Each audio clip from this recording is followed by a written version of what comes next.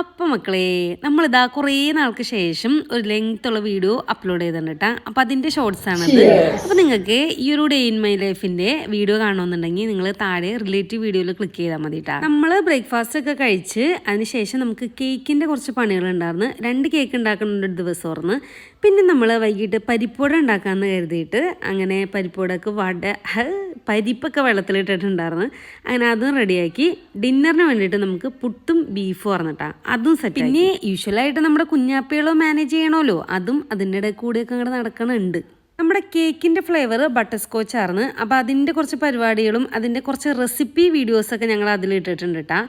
അപ്പോൾ ഓക്കെ, നമ്മുടെ ഡിന്നർ പുട്ടും ബീഫും ആയിരുന്നു. കിടിലൻ ടേസ്റ്റ് ആയിരുന്നു കേട്ടോ. നാട്ടിൽ നിന്ന് കൊണ്ടുവന്ന ബീഫാണ്. മാമ വന്നപ്പോൾ മുച്ച് കൊടുത്തു വിട്ടാണ് കേട്ടോ.